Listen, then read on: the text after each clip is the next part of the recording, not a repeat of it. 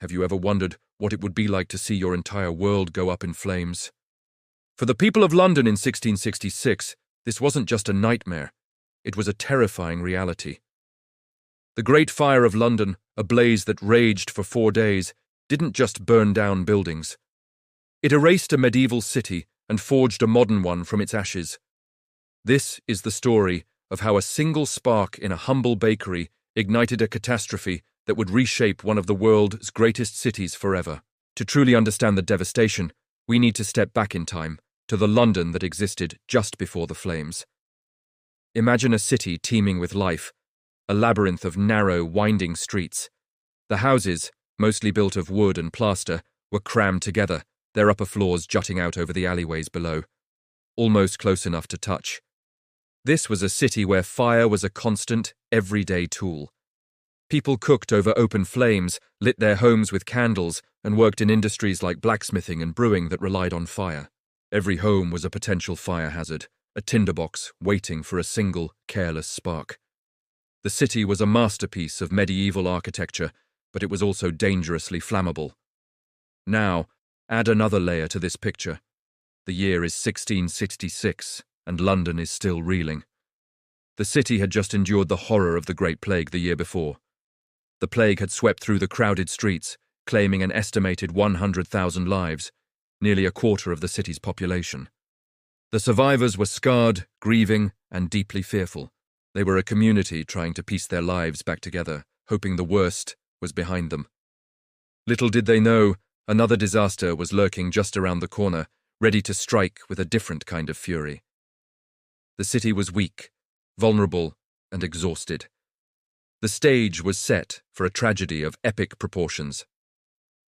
The night it all began was Saturday, September 1st, 1666. After a long, hot summer, the city was bone dry. Just after midnight in the early hours of Sunday, September 2nd, a small fire started in a bakery on Pudding Lane. The bakery belonged to a man named Thomas Fariner, who was the king's baker.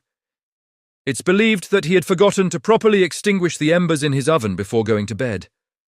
A stray spark likely ignited some nearby firewood. At first, it was just a small blaze. Fariner, his wife, daughter, and a servant managed to escape by climbing out of an upstairs window and scrambling across the rooftops. Tragically, their maidservant was too afraid to make the jump and became the fire's first victim. What started as a small bakery fire should have been containable. But a perfect storm of conditions turned it into an unstoppable inferno. A strong easterly wind began to blow, fanning the flames and carrying hot embers across the rooftops. These embers landed on the dry wooden houses, the thatched roofs, and the stockpiles of flammable materials like tar, oil, and spirits stored in the warehouses near the river. The fire began to leap from house to house, moving faster than a man could run. The wooden structures ignited instantly, creating a domino effect of destruction. The city's primitive firefighting methods, which mostly involved bucket brigades and simple water squirts, were completely useless against a blaze of this magnitude. Panic gripped the city. As the fire spread with terrifying speed, the initial attempts to fight it gave way to a desperate scramble for survival. The narrow streets became clogged with people and carts, as families frantically tried to save their most prized possessions. The air filled with thick, choking smoke and the roar of the fire. The sky glowed an apocalyptic red, people screamed, chaos reigned, and the social order completely broke down.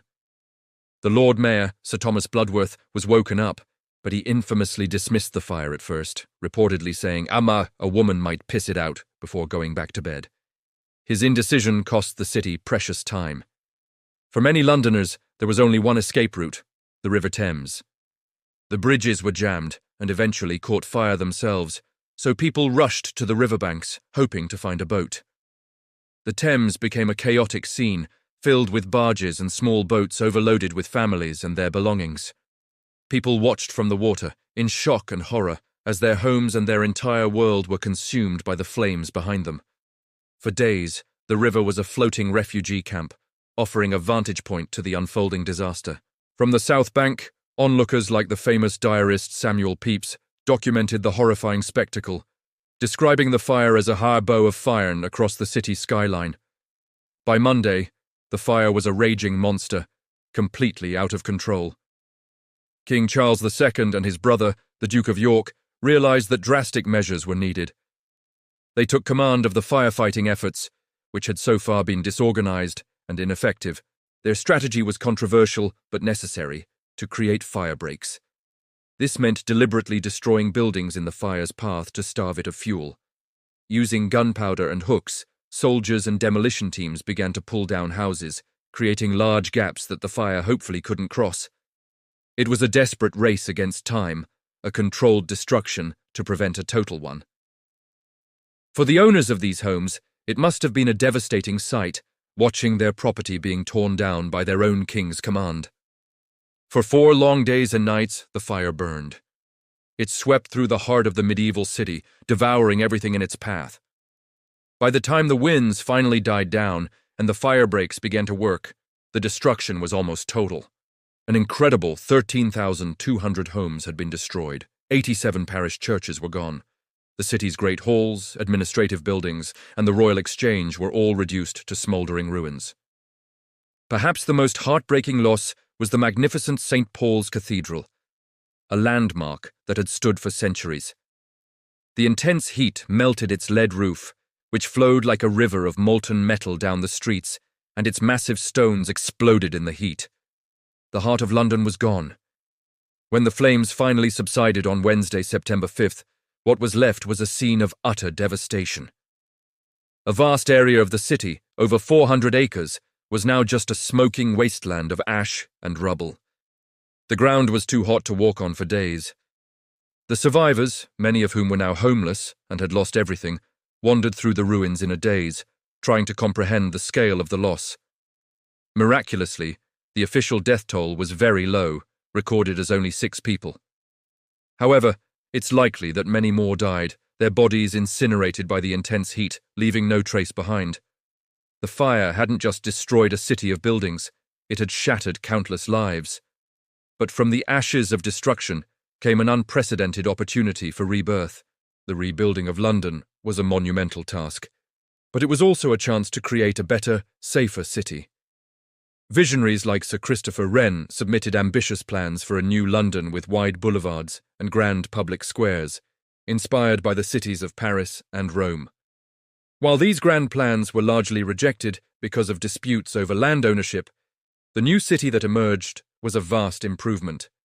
The Rebuilding Act of 1667 mandated that all new houses be built of brick or stone, not wood. Streets were made wider, and access to the river was improved to help with firefighting in the future.